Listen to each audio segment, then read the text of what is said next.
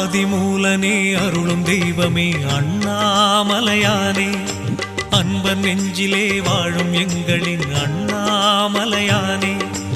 ஆடல் அரசனாய் வாழும் நாதனே அண்ணாமலையானே, அன்னை பார்வதி நெஞ்சில் வாழ்ந்திடும் அண்ணாமலையானே.